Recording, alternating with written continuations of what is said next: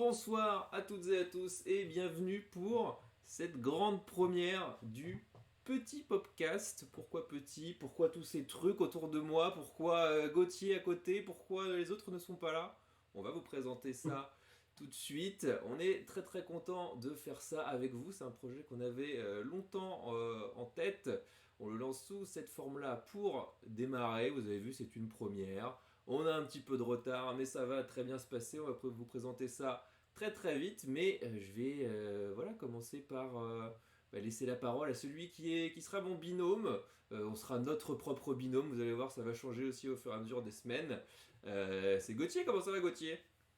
Salut. Ça va. Bienvenue, bienvenue à la maison. Tout ça est un petit peu intrusif, mais en même temps, c'est assez sympa. Ouais, comme tu le disais, ça fait longtemps qu'on avait envie de prendre la parole un petit peu comme ça le soir, juste pour parler de, je sais pas, des trucs qu'on kiffe. Et puis là, comme le nouveau confinement nous est tombé dessus, ça a un petit peu accéléré la machine. Il va falloir faire preuve d'indulgence, hein, parce que on a un peu l'impression de lancer une fusée et de pas avoir la connaissance technique de le faire. Donc voilà, c'est un essai. Voilà, il y a un peu de ça, on vous cache pas, les petites 10 minutes de retard, c'est aussi parce que je suis en train de moi-même m'acclimater tranquillement avec ce nouveau logiciel de stream. On a quand même le poteau Otax qui est aux manettes derrière pour nous filer des petits coups de main.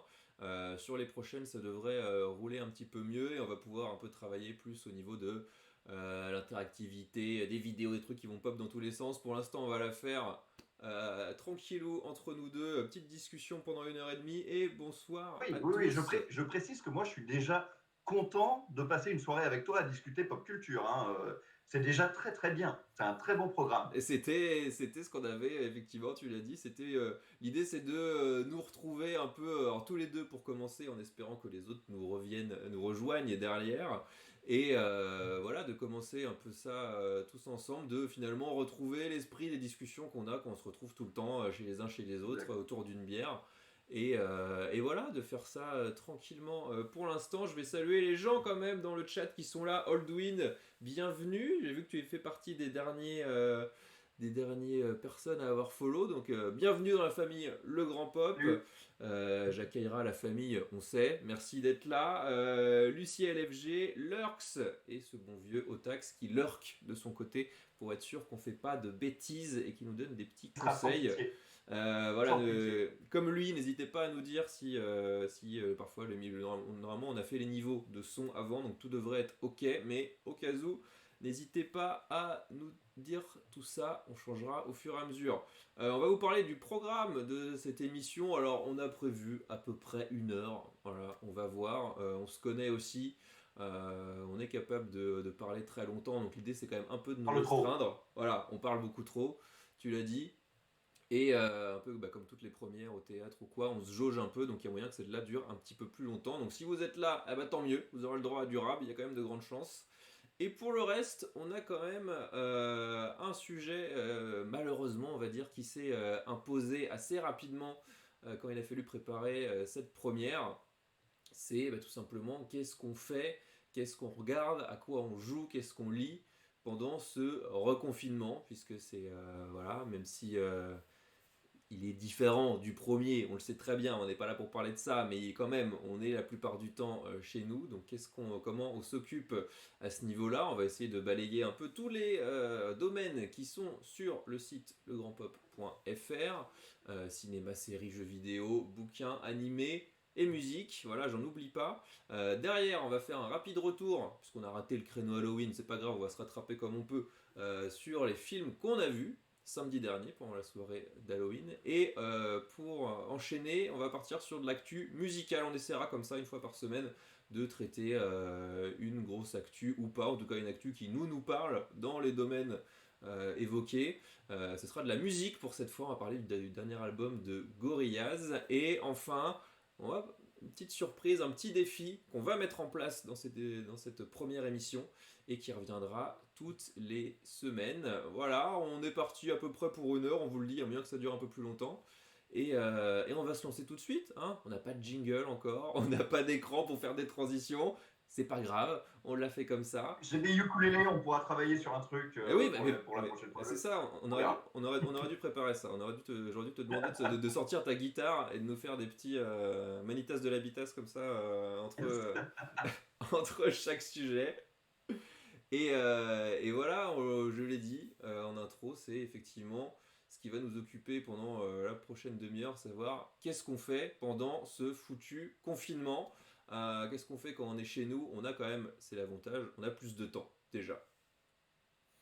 Et on bénéficie d'un truc qu'on n'avait pas la dernière fois, c'est qu'on a l'avantage du premier confinement. Ouais, C'est-à-dire qu'on s'est déjà retrouvé dans cette situation et du coup, on a déjà dû improviser et remplir le temps de choses, de lecture, de jeux vidéo, etc. Donc là, nous, on peut vous recommander pour ce deuxième confinement des trucs qu'on a fait au premier confinement et qui nous ont pas paru assez cool, quoi, tout simplement. ouais, c'est ça. L'idée, c'est justement de partir sur la base de ce que nous on a fait pendant on va dire, les 2 mois en gros, voire un peu plus, en fonction de comment chacun respectait, etc., où on est resté un petit peu cloîtré chez nous, et de partir sur un peu des grandes thématiques. Alors, si je reprends mon petit conducteur bien organisé, on avait, parce que toi et moi, on le sait, on a quand même une spécialité, en tout cas un domaine sur lequel on échange plus particulièrement, c'est le cinéma. Et donc la question qui se pose, c'est qu'est-ce qu'on regarde, mais d'un autre côté,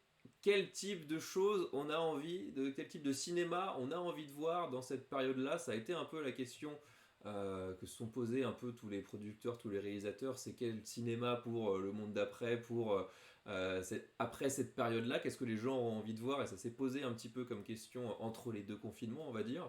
Nous, on est plus sur la question qu'est-ce qui nous ferait plaisir et sur quoi on va partir dans cette période un peu particulière. Bah, c'est un sujet qui est enthousiasmant et qui est compliqué à la fois. C'est-à-dire que il n'y a pas vraiment de cinéma en ce moment. Les cinémas sont fermés. Et pour les grands amoureux du grand écran, il y a un petit coup de déprime à se dire qu'on est réduit à regarder des films sur sa télé. Et en même temps, il y a ça qui est chouette, c'est que comme on est tous confinés, l'offre télévisuelle, et surtout dans le domaine du cinéma, est très très riche. Il n'y a pas que les plateformes, hein. Toutes les chaînes en clair et tout ça sont en train de passer du cinéma et le cinéma marche très très fort à la télé. Donc la vraie question, c'est quelle est la porte d'entrée pour vous pour regarder des films? Qu'est-ce qui vous fait plaisir? Est-ce que vous en regardez pendant la journée? Est-ce que vous attendez le soir?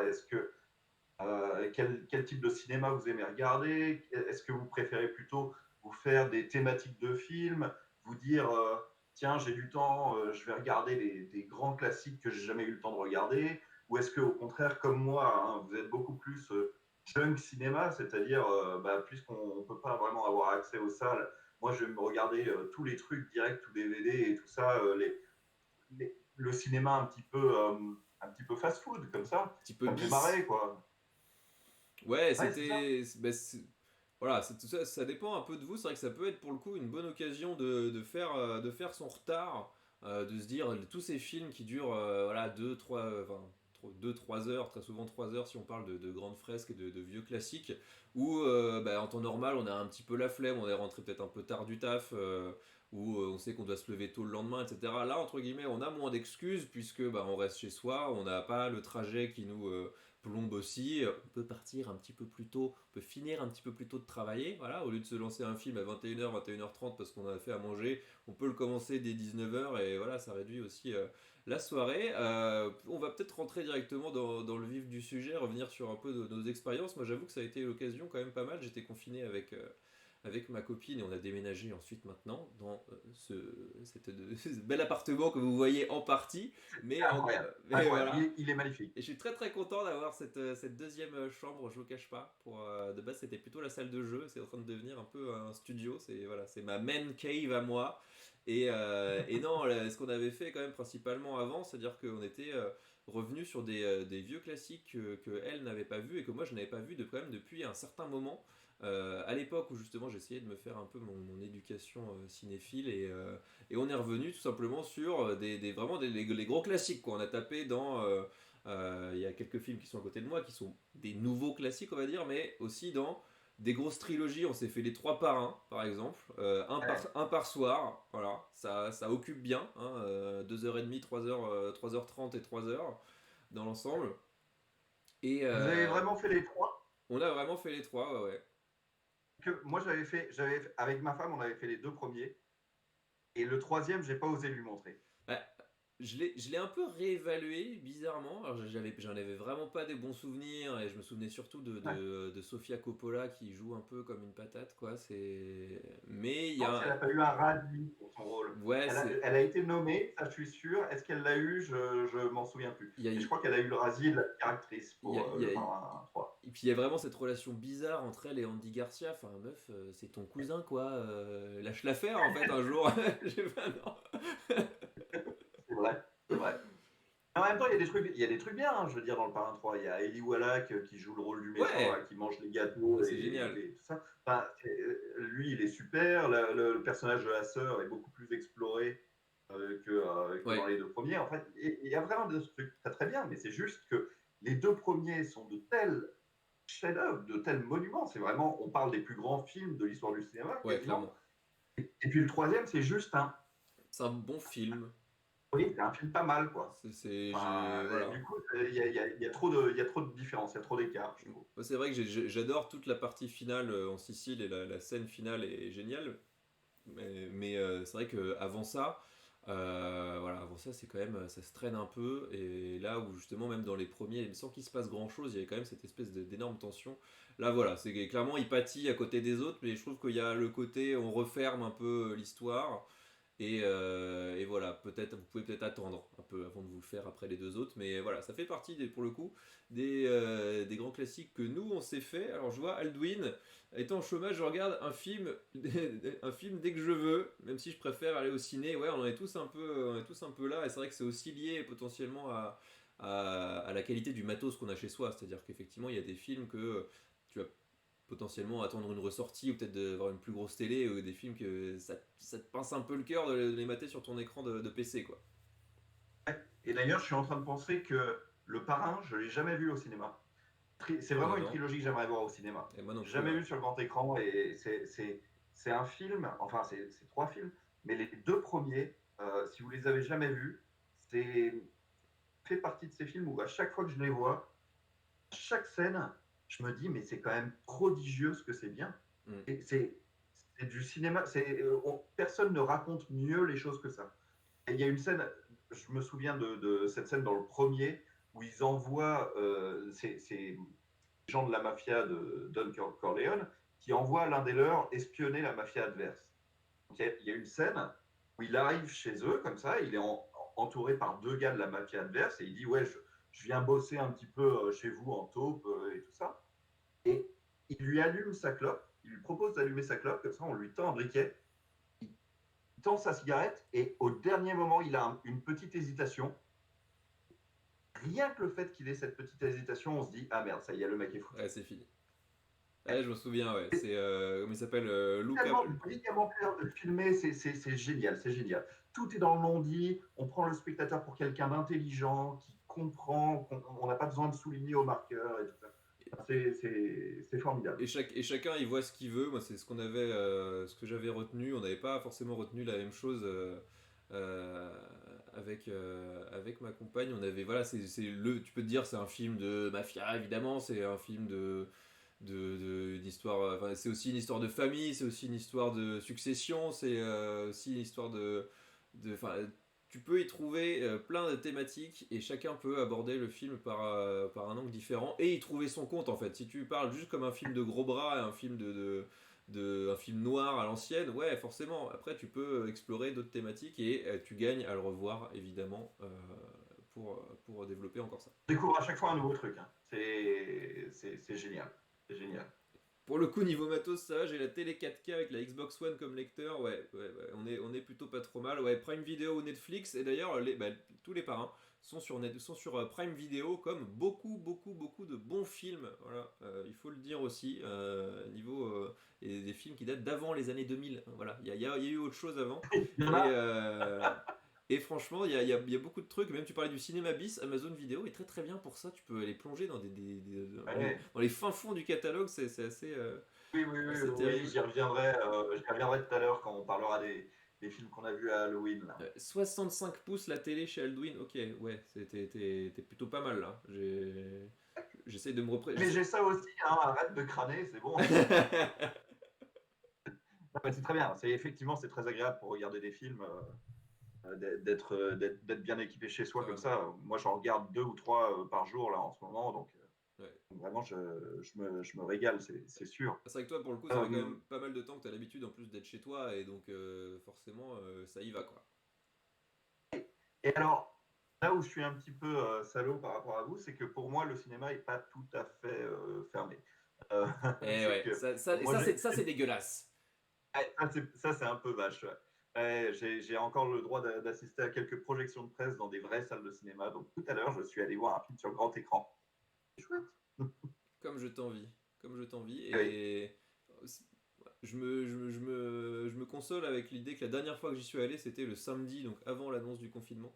Et je suis allé en voir trois d'un coup, trois à la suite, histoire de rattraper un petit peu mon retard. Mais il y a des trucs comme Drunk, par exemple, que je n'ai pas pu voir. Voilà. Donc, Ah, super, super. Très beau film. en espérant que ça fasse partie des films qui soient encore à l'affiche quand les cinémas rouvriront. Bien sûr, bien Voilà. sûr.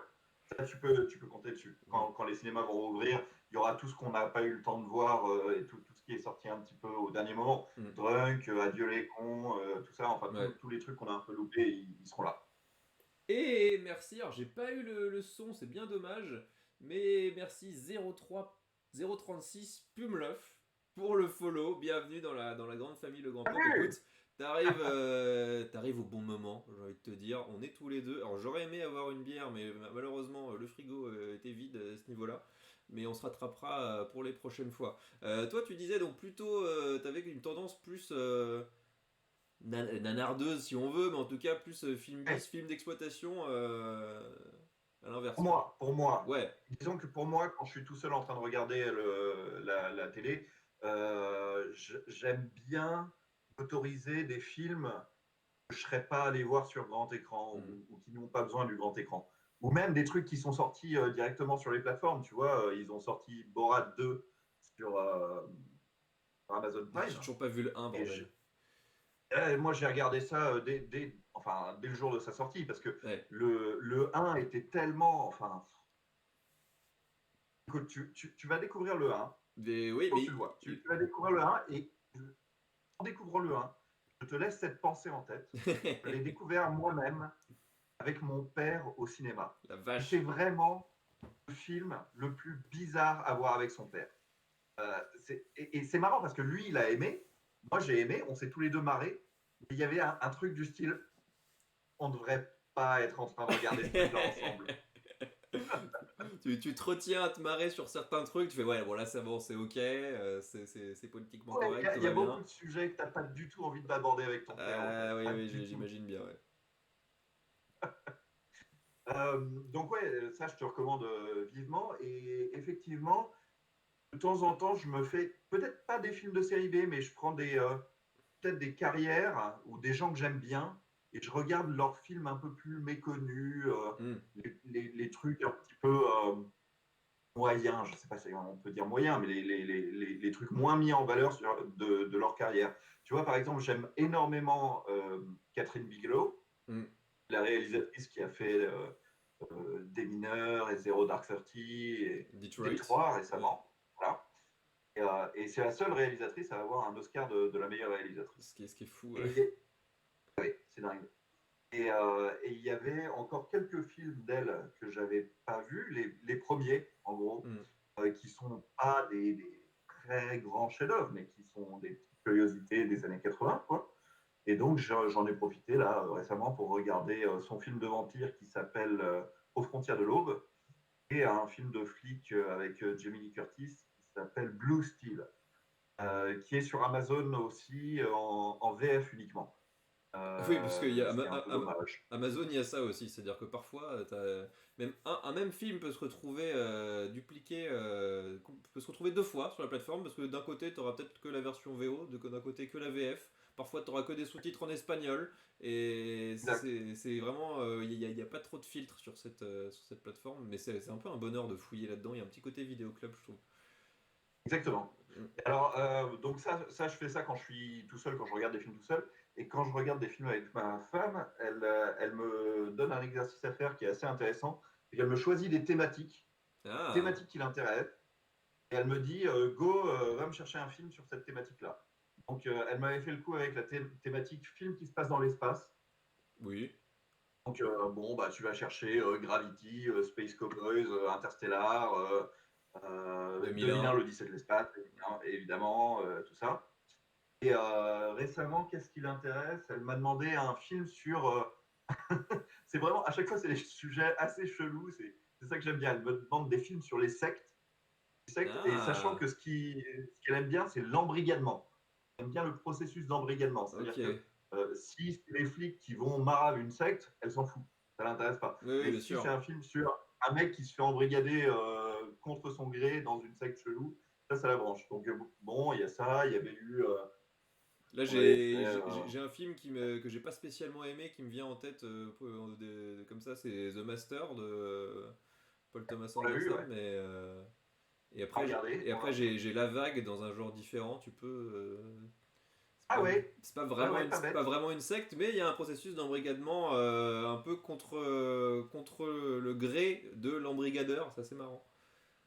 Ouais, en fait, c'est une expérience sur une classe, c'est-à-dire une Ouais, classe qui fait un travail pratique avec leur prof de philo ou je sais plus c'est trop ça, quoi, et c'est puis en. ça dégénère Ouais, complètement. avec leur prof d'histoire, je crois, ça se passe en Allemagne, c'est issu d'un bouquin, issu d'une histoire vraie, de mémoire, hein.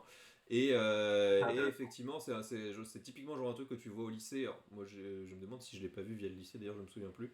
Mais pour justement te remettre dans le contexte des dictatures, de la naissance des dictatures dans l'entre-deux-guerres, en fait, des régimes totalitaires et des jeunesses staliniennes, etc., des jeunesses hitlériennes où il y a un peu le discours de la part de gamins, oui mais non, mais nous on se ferait pas avoir, etc., on est plus intelligent que ça, et puis le prof il fait, hé, vous allez voir comment ça se passe, on va faire une espèce d'exercice théorique et tout, sauf qu'au final, il se retrouve un peu dépassé par ce qu'il crée, et voilà, les élèves prennent le dessus un peu sur tout. Et je me Euh, permets de faire bonjour à Jacques Ayra que j'avais déjà fait bonjour tout à l'heure, coucou, oh, Trader Ben P, bonsoir à toi, et ce bon Benro qui est venu faire un petit bonjour ah aussi. yes! Oh, mais non. Euh, Un petit passage éclair. Bah écoute, bienvenue chez toi. Voilà, tu connais la maison. Tu viens quand tu veux, évidemment. Absolument. Dès que t'as un petit trou Euh, dans ton calendrier qui se dégage. pour répondre à la question qui nous était posée tout à l'heure, moi j'ai pas vraiment de camp Amazon ou Netflix, hein. Les deux sont super, les deux ont des catalogues assez différents d'ailleurs. Hmm. Mais sur Netflix, il y a plein de choses assez chouettes. On parlait de Détroit tout à l'heure, d'ailleurs, je me demande s'il pas sur Netflix. Je- Détroit de Kilo. Donc, jetez un œil, il y a plein de trucs sur Netflix. J'ai regardé l'autre jour, ils ont des films de Godard, ils ont des films de Truffaut et ouais, tout. Franchement, ils ont un peu justement étoffé ce passage-là. Alors je sais que Detroit est au moins sur OCS, Netflix, je ne sais plus. Et ouais, ils ont quand même pas mal amélioré leur fond de catalogue sur des films plus anciens et des films un peu legit, on va dire. Voilà, ils se sont donné un peu cette aura-là. Et peut-être juste pour finir avec le cinéma, sinon on est capable d'en faire une demi-heure dessus. Moi, ouais. j'ai essayé aussi de mixer un peu les deux, c'est-à-dire des sagas, c'est-à-dire des trucs un peu au long cours comme ça qu'on on peut regarder sur plusieurs soirs, en fait, se faire une thématique comme ça, un marathon dans la semaine, voire même les enchaîner. Même si, bon, en l'occurrence, la série que j'ai en tête, peut-être pas. Nous, on s'est fait et refait d'ailleurs, je ne les avais pas tous vus, les destinations finales, voilà, qui sont quasi tous sur Amazon aussi, ou ouais, qui le sont Ouais. tous en fait, même. Même s'il nous reste le dernier à regarder, un peu fait une overdose, je crois, parce que bon, Le 5, ouais. vous avez Et pas vu le 5? on en est là depuis un petit moment, et déjà, Et arrête de streamer là, va voir le 5 tout de suite, c'est le meilleur de tous. C'est une dinguerie le 5. ben voilà, Ah, bah c'est écoute, génial le 5. Ouais, typiquement, genre de truc que j'étais pas allé voir au ciné à l'époque en me disant non, c'est bon, une bouse de plus, terminé, tu vois. Et, Génial. et moi, j'aime beaucoup le 2. Alors, on lui prête, effectivement, il y a des défauts de narration, tout n'est pas parfait, mais j'aime beaucoup le 2. Et de mémoire, après le 3-4, ça commence déjà à sentir un peu mauvais. Et autre grosse saga que, pour le coup, euh, ma copine m'a fait découvrir, c'est les American Nightmare, donc The Purge, Hmm. où là encore, on est sur un high concept qui est un peu répété ad nauseam et qui se renouvelle pas des masses. Je crois que c'est le dernier qu'on n'a pas vu là pour le coup. Il y a le premier, L'origine? Un préquel. le Un deuxième. préquel, ouais. Le deuxième, j'ai oublié le nom. Le troisième, c'est Election Year. Et le quatrième, qui est un préquel, effectivement. Ouais. Euh, sur American Nightmare, moi j'ai pas grand chose à en dire, je les ai tous vus aussi, mais le premier me paraissait un concept intéressant et intelligent. D'ailleurs, il y a Ethan Hawke dedans et tout. Enfin bon, C'est, c'est. c'est, On- c'est un Blumhouse, le premier. Donc, c'est un peu voilà, petit film c'est tous fauché. des Blumhouse. Petit film fauché en huis clos. Voilà. Avec un acteur compétent et C'est une vraie ça. idée, un vrai pitch sympa. Après, c'est vrai que quand on se met à tirer sur la corde comme ça, en plus il existe une série maintenant et tout, Ouais. le concept est un peu usé, quoi. Ouais. Clairement, c'est déjà bon. Je m'attendais un peu plus de renouveau, mais bon, ça reste, ça se regarde, on va dire. Ça mérite de pas être trop, ça mérite de pas être trop long en plus de ça, voilà. Plutôt que les films chiants d'action avec des grands creux au milieu qui durent 2h30. Là, vous en avez déjà, c'est déjà beaucoup plus ramassé et ça fait plaisir en fait. Quelle que soit la méthode que vous optez, pour laquelle vous optez pour regarder des films, mon seul conseil, moi, c'est ne le faites pas en traînant des pieds. Ouais. Ne vous mettez pas des trucs trop lourds sur les épaules. Ne vous dites pas, bon, bah, je vais profiter de ce confinement pour regarder autant n'emporte le vent ou je sais pas trop quoi. Alors que c'est génial, autant n'emporte le vent, c'est pas la question. Mais si vous forcez pas à regarder des trucs que vous n'avez pas envie de regarder, au Hmm. contraire, prenez ce moment, profitez-en pour vous faire plaisir, quoi, simplement. Que ce soit par thématique, que ce soit en regardant des vieux classiques, que ce soit en regardant de la série B, juste faites-vous plaisir. Il faut que ce soit vraiment un kiff, quoi.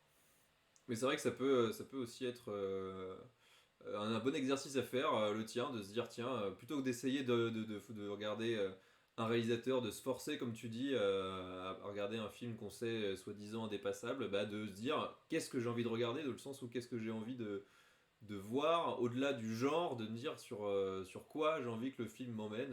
Est-ce qu'effectivement c'est un truc qui se passe en forêt? Est-ce que c'est...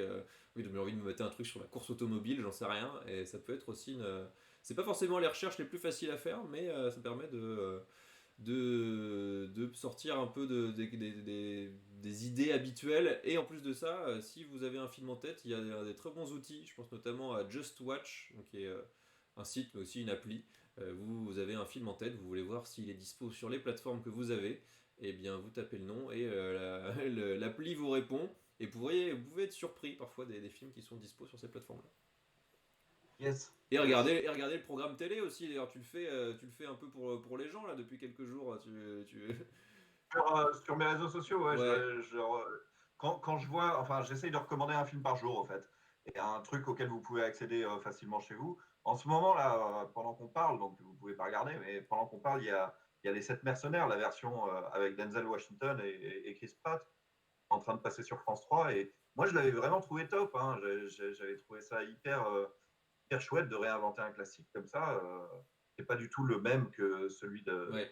de John Sturges, hein. C'est vraiment une nouvelle proposition. Donc voilà, il y a ça. Il y a beaucoup de choix, au fait.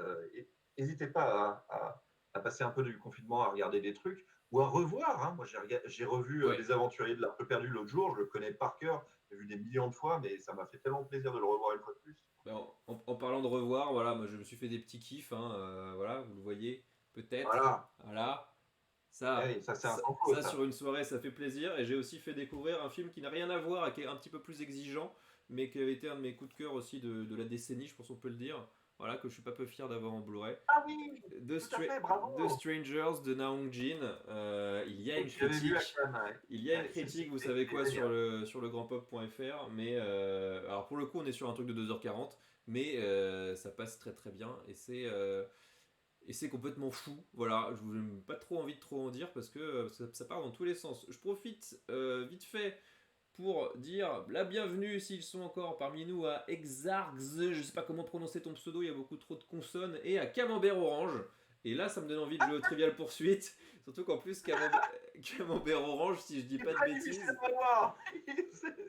Il est bien salaud, le camembert orange. Mais non, c'est Camembert Sport, c'est Pas de loisir, ouais. sport et loisirs, ouais. Et j'avais tendance à Moi, j'ai beaucoup. du mal. J'avais tendance à beaucoup prendre ça. On va enchaîner peut-être un petit peu plus vite. Je sais que tu n'es pas forcément un grand sérivore, mais est-ce que pour le coup, tu en as profité quand même un petit peu dans le précédent confinement pour te faire quelques trucs?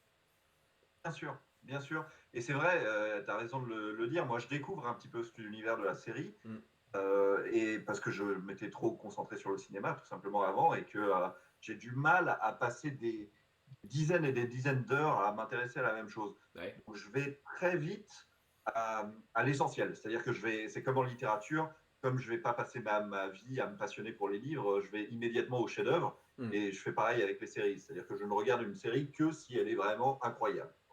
Euh, et qu'est-ce qu'on a regardé pendant le confinement précédent? Ben, on s'est penché sur les trucs français.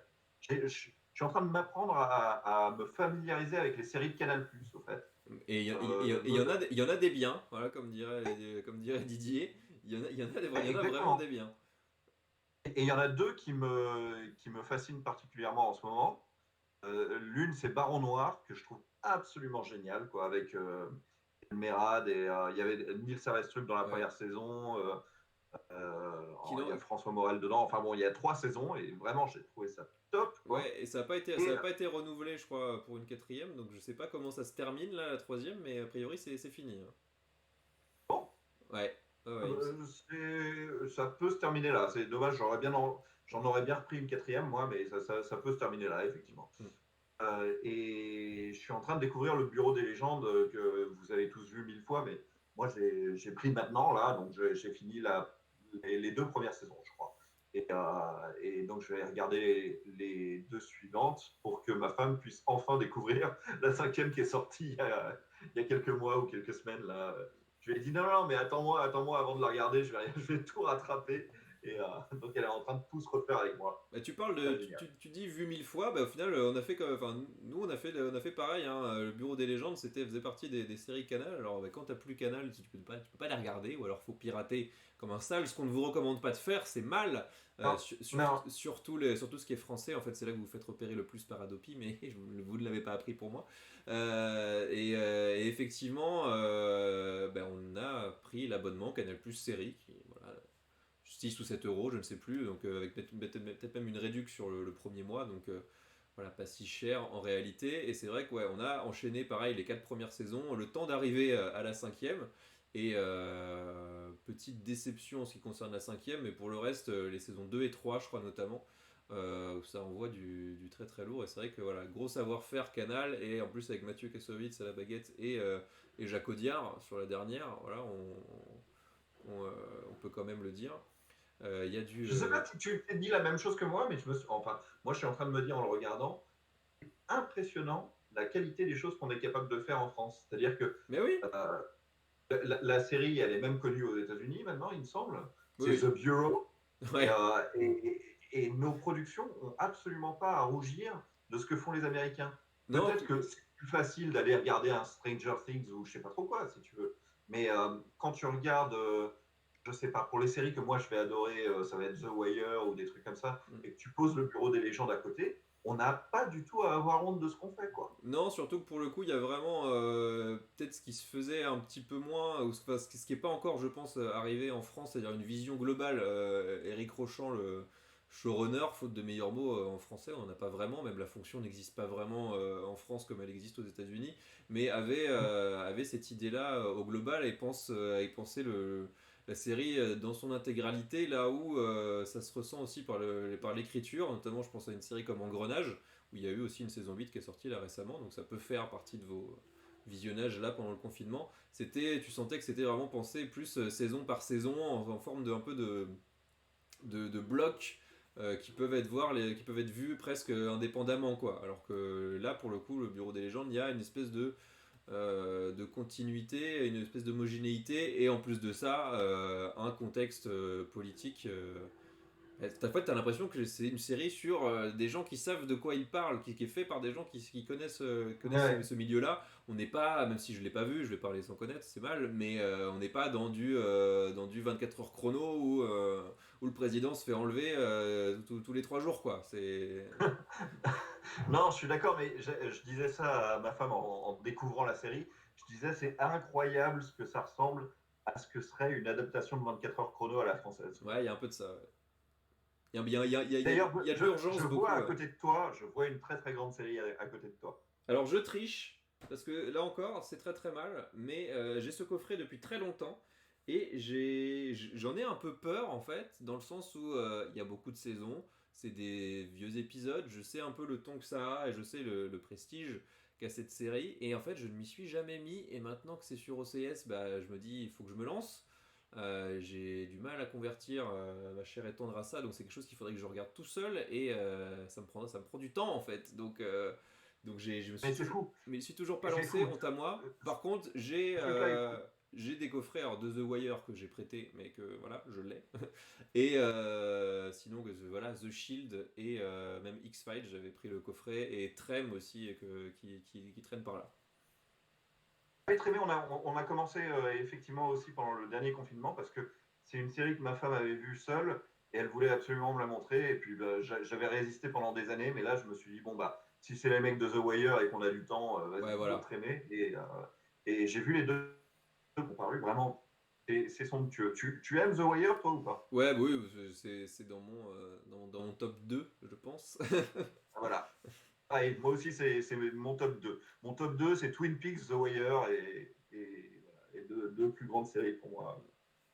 Ouais, mais j'ai Six Feet Under, moi, tout en haut, que j'avais. Je n'avais pas réussi à aller au bout, moi, à Six Feet Under. Ah Faudrait que ouais? je réessaye. Oui, je réessayerai. Alors Je là, réessayerai, j'ai toute la vie. le tout dernier épisode est très très beau, et sinon je remonte dans mes souvenirs, toujours chez Canal, dont on s'était fait aussi Gomorrah, donc série mafia italienne, voilà, qui est toujours en cours, hein, il y a une 5e saison qui doit arriver. Mais ça aussi, ça passe très bien, et c'est un monde qu'on connaît tellement, qu'on pense connaître, mais très très finalement assez peu adapté d'un bouquin qui avait déjà, enfin pseudo adapté on va dire, mais en tout cas qui est du même créateur, et qui se base beaucoup sur ce que lui connaissait de cette époque-là, qui avait été adapté en film aussi, qui doit être dispo sur Netflix pour le coup. Et sinon, toujours sur Canal, que Menro m'avait recommandé aussi via le Grand Pop, Years and Years, série d'anticipation anglaise, avec, j'ai oublié son nom, Emma Thompson, je crois, et plein d'autres acteurs, sur un peu ce que pourrait devenir le Royaume-Uni dans les prochaines années, dans le contexte un peu post-Brexit, montée des néo-nationalismes et du fascisme, etc. Et avec un peu de transhumanisme par-dessus, enfin ça brasse beaucoup de choses, c'est beaucoup plus terre à terre, heureusement, que Black Mirror par exemple, mais c'est très très bien foutu, mais un peu déprimant en revanche. Pour revenir brièvement sur Gomorrah, le film, il avait reçu le Grand Prix au Festival de Cannes en 2008. Et Ouais. c'est un film extraordinaire. Donc, si vous ne l'avez pas vu, je recommande chaudement le film Gomorrah. Et la série, il paraît qu'elle est très bien aussi. Ouais, la série, on avait beaucoup accroché tous les deux. On va glisser peut-être sur un sujet dont tu te disais encore une fois complètement novice, mais sur lequel tu avais quand même envie de parler, qui fait partie de nos catégories. On n'a pas notre grand weeb en chef au Taxou, donc je m'excuse par avance auprès de tous les grands spécialistes. On va pas être complètement exhaustif encore là-dessus, mais on va parler d'animé japonais, peut-être autant côté série que côté cinéma, on va dire. Et là encore, peut-être je vais commencer pour le coup sur Netflix. On en parle beaucoup depuis tout à l'heure, mais il y a un choix de dingue à ce niveau-là. Ils ont vraiment boosté leur catalogue ces dernières semaines, ces derniers mois, et beaucoup de choses en plus de leur création. Je pense notamment à Devilman Crybaby et Japan Sinks 2020. qui sont du même auteur, mais il y a beaucoup de choses, même dans les trucs anciens, ils ont tout Evangelion par exemple, il y a les Hunter x Hunter dont vous parlez Otaksu, et ça fait partie de ces choses-là que j'ai découvert via Netflix aussi. Pendant un temps, ils avaient ce chef-d'œuvre qui est Cowboy Bebop. Il n'est plus sur leur catalogue, je ne suis même pas sûr qu'il soit dispo quelque part en dématérialisé, donc jetez-vous sur les éditions physiques, c'est toujours un bel objet à avoir chez soi, et en plus ça fait partie des top. J'ai pas forcément regardé beaucoup d'animés pendant le confinement, même si j'ai découvert, je crois, The Promised Neverland, et l'attaque des titans aussi, que j'ai fini, en tout cas la saison 3, pendant cette période-là aussi. Et vous avez aussi un article sur le Grand Pop signé Menro là-dessus. Toi, de ton côté, c'est plus fouillis à ce niveau-là. Ouais, non, en fait, moi je fais complètement partie de la génération Club Dorothée et tout ça, donc ça devrait être dans mon ADN. Ça devrait normalement être un truc avec lequel je suis très à l'aise et tout ça. Sauf que ça a jamais pris. Moi, j'ai jamais regardé Dragon Ball, jamais. Enfin bon, c'est un langage qui ne me parle pas beaucoup. Du coup, en ce moment, alors que j'ai 36 piges et tout ça, j'essaye de me forcer un petit peu à me rapprocher de cette culture-là. Alors, se forcer, si tu veux, les gros mastodontes de la culture animée, ça y est, c'est bon, c'est acquis. Je vois que tu as Akira à côté de toi, là. Akira, quand il est ressorti en 4K il y a quelques semaines, évidemment, je suis allé le revoir au cinéma et j'ai Moi très aussi. envie de le lire. Ouais, ça c'est dément, tu vois. Donc j'ai aucun problème avec ça. Mais il y a des trucs devant lesquels les gens se prosternent tellement et qui me parlent pas du tout. Genre, j'avais regardé Le Tombeau des Lucioles et je suis passé à des années-lumière de ce truc-là. Je comprends rien. Je trouve ça misérabiliste et tout. Ben, Mais, pareil, mais je l'ai fait découvrir à ma copine aussi, et elle non plus, elle a pas du tout accroché, par exemple. ouais, mais c'est débile, tu vois. Enfin, forcément, c'est moi qui passe à côté du truc parce que ma mère vient de le regarder. Je sais pas comment elle est tombée là-dessus. Elle m'a appelé. Elle était ouf, quoi. Elle était ah, mais tu te rends pas compte ce que c'est bien ce film et tout. Donc, je sais pas. C'est peut-être le dessin, le trait. Il y a un truc à côté duquel je passe.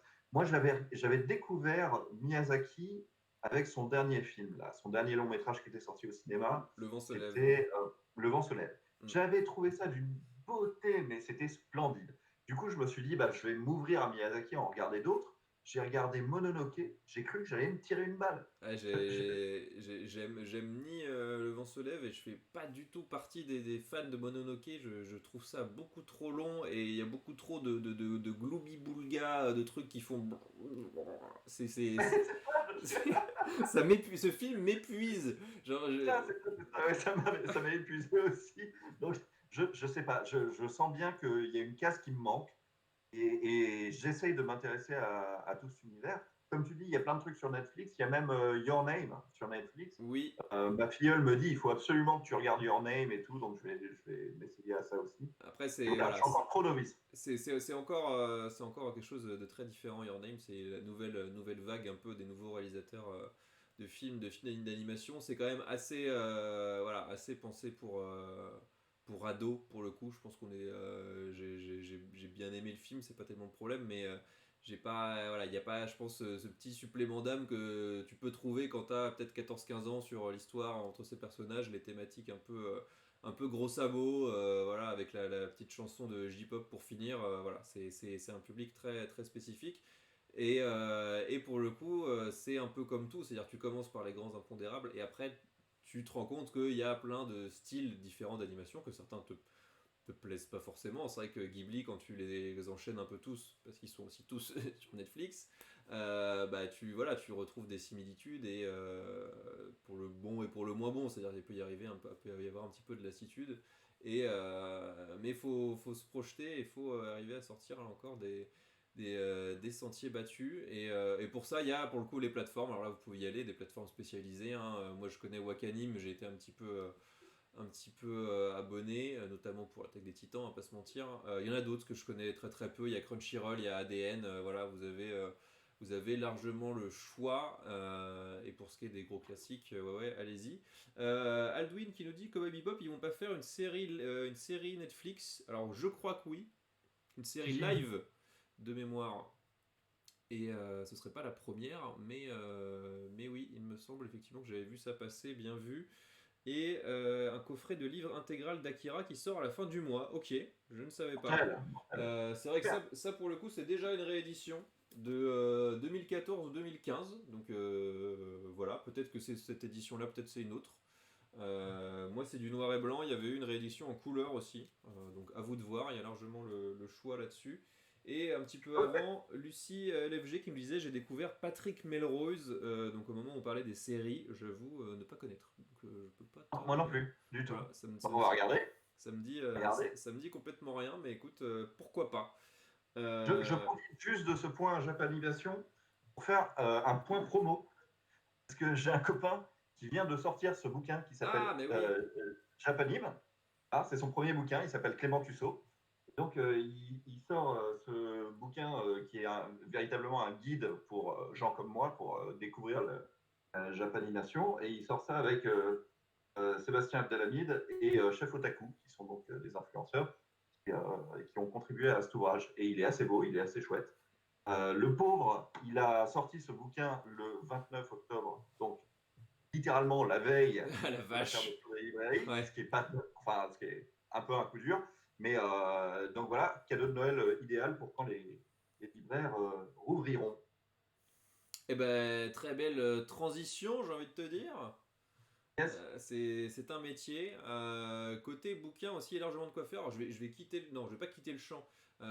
Juste, ça va être un petit peu plus rapide. Je suis pas un très très grand lecteur, même si j'ai pas mal de BD, de mangas, j'ai du mal à lire après avoir reçu en fait. Donc, j'accumule un petit peu les choses comme pour les jeux vidéo, comme pour les DVD où j'ai beaucoup de choses que je n'ai pas lues encore chez moi. Voilà. Mais Ah ouais, parmi, on est tous pareils, hein. voilà. Mais parmi les trucs que j'ai lus et sur lesquels j'ai même écrit sur le site, il y a cette série qui date pas d'hier, hein, de Johann Sfar, Le chat du rabbin, où justement ça faisait partie des choses que j'avais chez moi et que je n'avais pas forcément tout lu.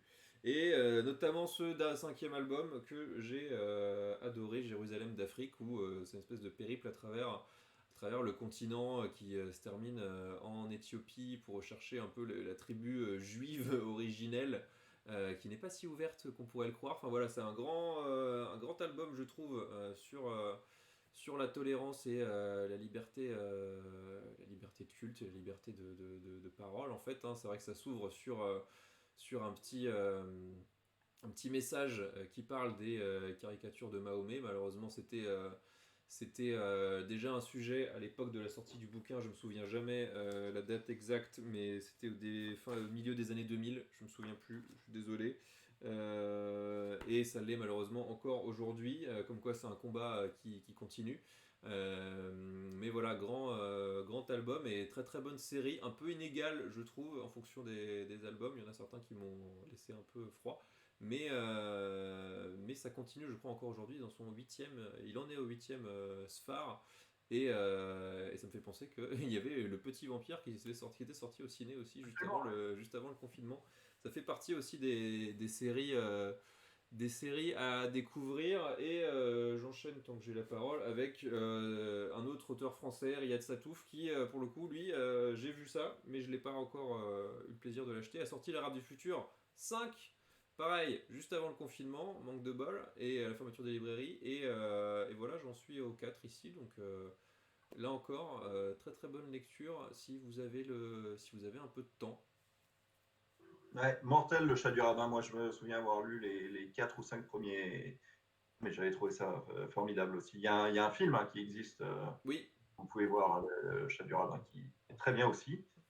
Écoute, très rapidement, moi je suis comme toi, je suis pas un très très grand lecteur hein, et je pense qu'en un an j'ai dû ouvrir 2 bouquins ou un truc comme ça. Mais c'était 2 chouettes bouquins, donc je peux vous les recommander. Le premier, c'est parce que j'avais adoré la série Mindhunter sur Netflix. C'est partie oui, des meilleures séries que j'ai vues de ma vie, moi. exactement. Du coup, j'ai voulu lire le livre et j'ai une collègue qui l'a commandé et qui me l'a prêté. Donc, le livre de John Douglas, qui est le mec original, le profiler original qui a donc ouvert ce service au sein du FBI et qui raconte quelles sont les ficelles de son métier, en gros. Et c'est un bouquin qui est très, très, très intéressant, vraiment très intéressant. Il n'a rien de voyeuriste, c'est-à-dire que tu n'es pas du tout en train de dire ah, ah, je vais découvrir des petits meurtres sordides dans l'Amérique profonde ou je sais pas pourquoi. Et au contraire, il raconte son métier en disant nous, on n'est pas des sorciers, on n'est pas des visionnaires, on n'a pas genre un sixième sens où on découvre magiquement qui sont les serial killers. Il dit non, on a un protocole. On est très très cadré au fait. Et donc il y a zéro part de devinette dans notre métier. Mais en revanche, il y a un savoir-faire psychologique donc qui l'explique pendant 500 pages et c'est vraiment absolument passionnant. Donc ça, je vous le recommande chaudement. Je ne l'ai pas ici, malheureusement. Et alors, Sinon, je suis. il y a Tania Hai qui nous dit: J'ai entendu dire que la série Mindhunter allait être arrêtée. Alors, nous dit pas des trucs comme ça parce que c'est catastrophique. c'est- Je sais, c'est pas entièrement faux et c'est pas entièrement vrai non plus. Ce qui est sûr, c'est que pour le moment, David Fincher a dit je suis pas en train de bosser dessus. Pour le moment, on en reste là.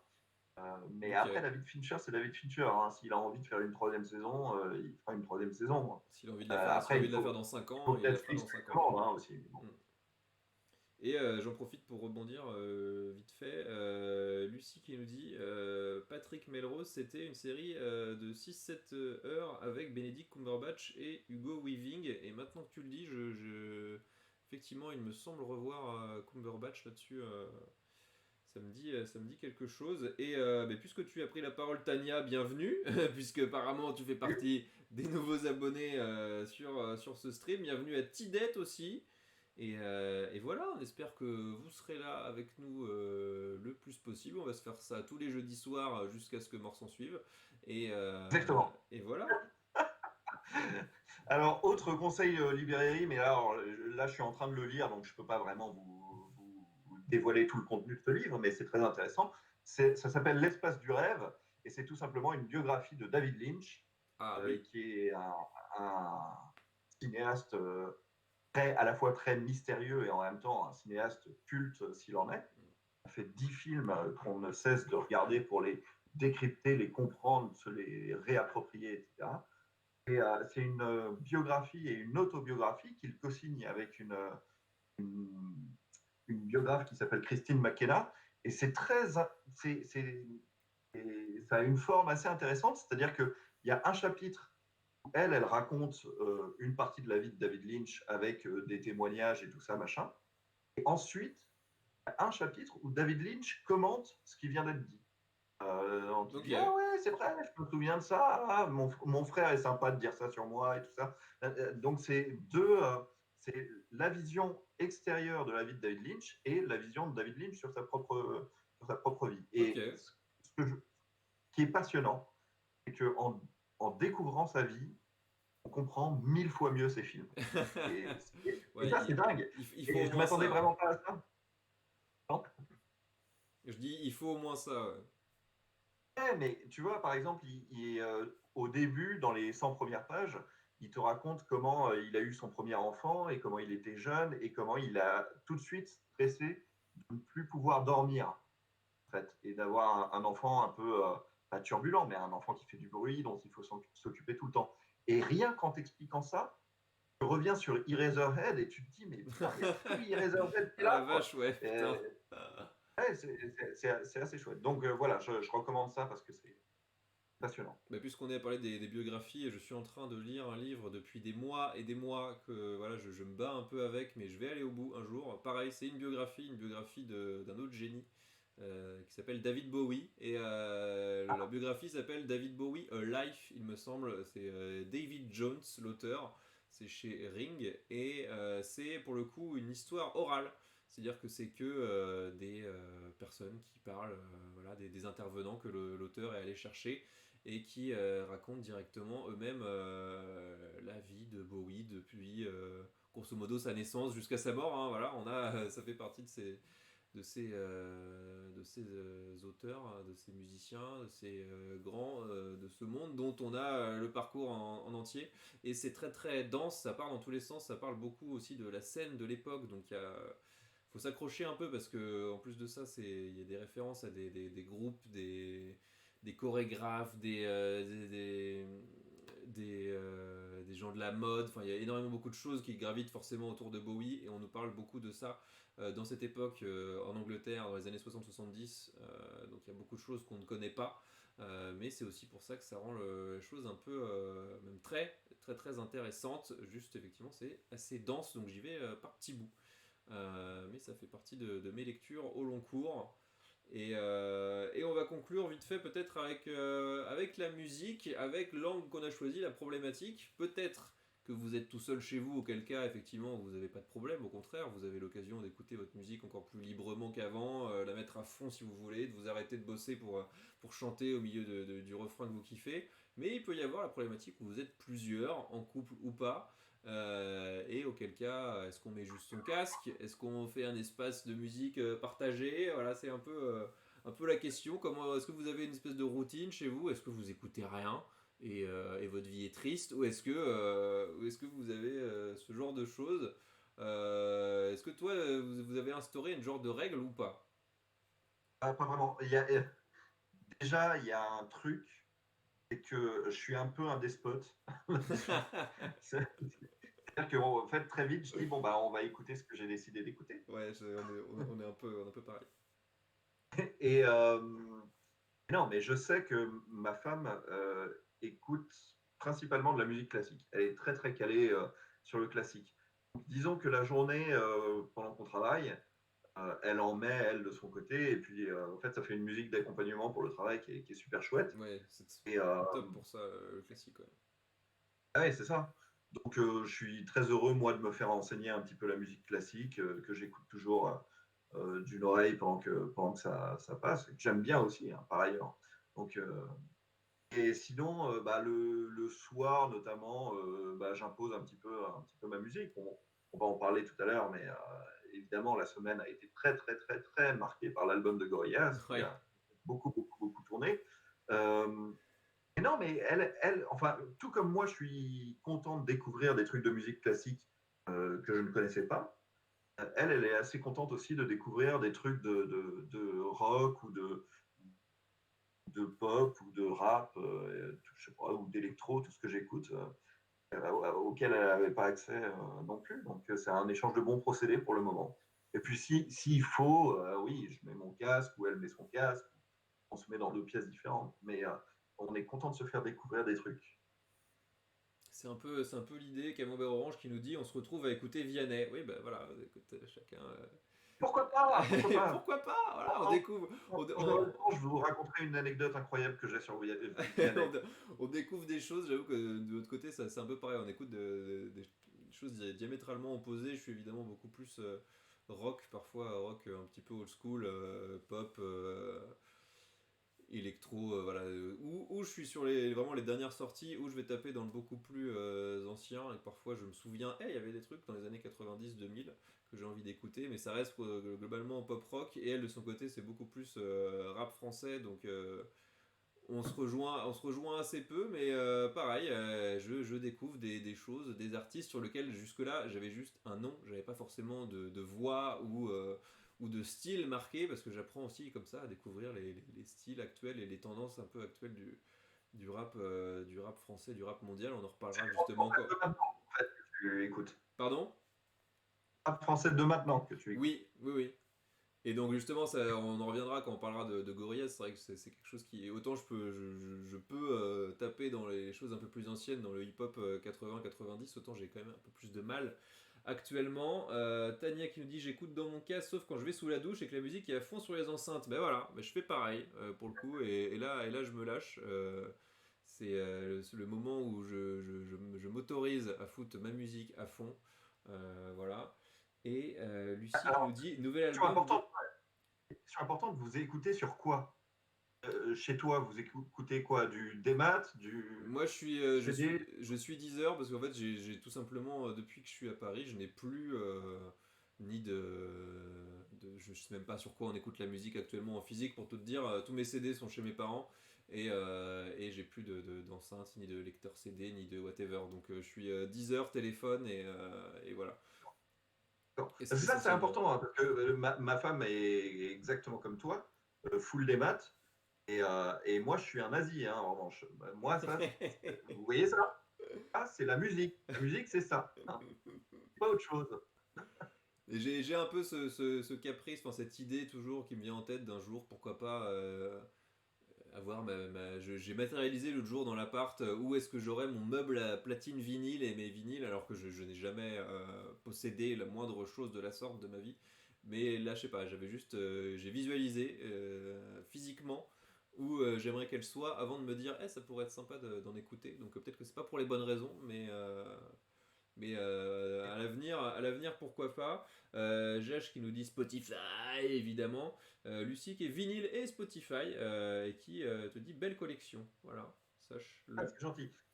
De Et toute façon, enfin, il y a pas de vérité absolue, hein, c'est complémentaire. Évidemment que Spotify, c'est merveilleux. Faut écouter de tout. À partir du moment où tu écoutes de la musique, c'est bien. Et Lucie qui nous dit nouvel album de BMTH dans les oreilles. Ils sont revenus à leurs origines, c'est sympa si on aime le métal, ok.